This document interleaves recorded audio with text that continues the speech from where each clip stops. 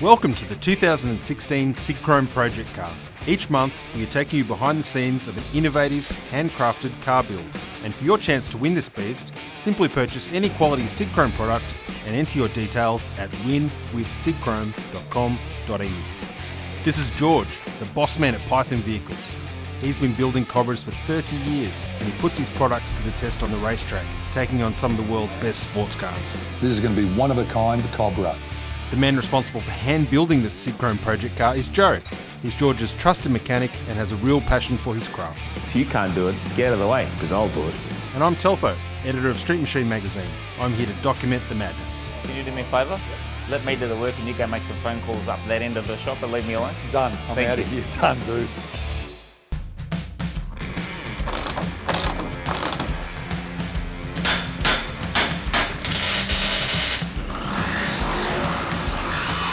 G'day and welcome to part 4 of the SIGCHROME Cobra project down here at Python Vehicles Australia. As you can see, the car has come along nicely.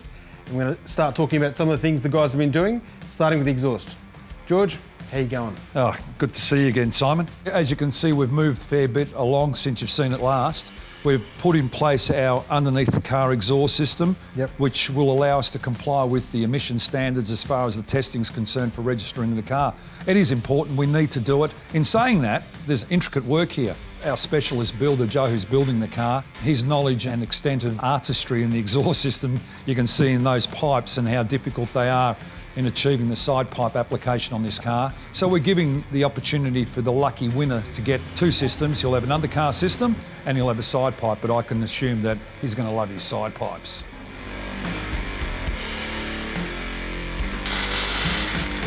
It's all fun and games, and that's one side, and that's probably taken me a good part of 3 days. So just to get everything right and set up. So the other side will be much quicker.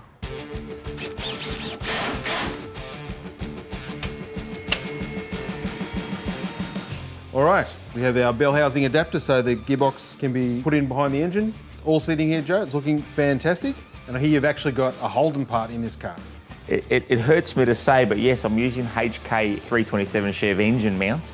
Basically, they're my engine plates, which will bolt up to the side of the engine. Chevy engine mount, that'll fit on, bit of tubing in there, and we're all done. But I do use a Falcon transmission mount, so that gets us back into the Ford area.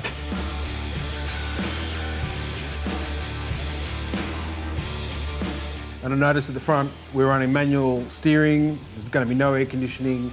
This is a really old school muscle car, yeah? This is a full-on muscle car, so it's a 60s replica, so there's no aircon, there's no power steering, there's no traction control, there's no ABS, there's nothing that you don't need. It's everything that you need, and that's horsepower. All right, the boys are now setting up the steering for the car. We've got a giant Coyote motor here. It's much bigger than the LS motors, the Windsor Ford V8s that they often put in these cars. That brings its own problems that Joe and George are working out.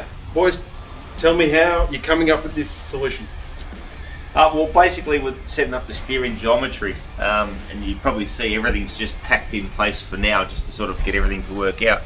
But I'm just having a bit of a drama with some notchiness because my universal is so close to my rocker cover that I can't push it out any further. It's just great notchiness, so I've got to work out a system to allow us to get a smooth steering.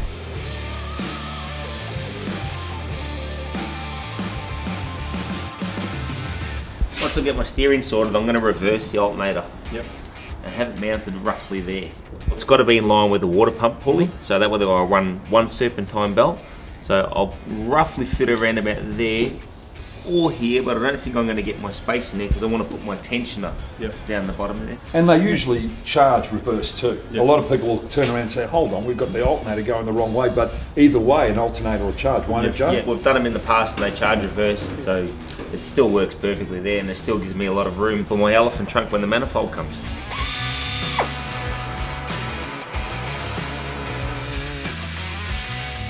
Joey, how are we going with that alternator? Yeah, interesting. We've got a bit of a drama. That's looking good so far. Well, it looks really well. Don't tell me that's going in the wrong direction. It's going in the wrong direction. Oh, so the outer body moves instead of the inner. So I need that to tension the other way. So other than that, it all works perfect. now we're talking about we're going to have to redesign it or something. Is that what you're saying? Well, it's all fitted nice and it all looks really well. It's just working in the wrong direction. So I've done some research. I've got another one coming, and I don't know which way it tensions, but hopefully it's the other way. So There's no alternative for the alternator anywhere else, is there? Really? not really. What about putting it underneath and having it tensioning upwards? Would that help at all? What do you think? Not really. Not without interfering with anything else. It'd be nice if I just had the manifold that I can work out clearances. Yeah, I get it.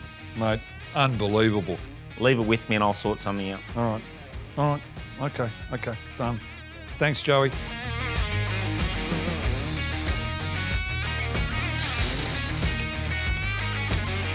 How can I make that work? Well, still a lot of work to do. I think we're maybe 6 or 7 weeks away. Yeah, absolutely. From stripping the car down. Yeah. For powder coating. That'll be the next stage. Every time I come back, I'm amazed at how much work's gone on. Well, I know. It's such an intricate car. Yeah, the last time you were here, we were in the stages doing the drive shafts on the diff and the tail shaft, and the craziness, as you can see, the tail shaft is tiny, so we're not going to lose a lot of horsepower through that, you know? No, sir. We're going to have plenty of horsepower to play with. Yeah, it's going to rock and roll, definitely.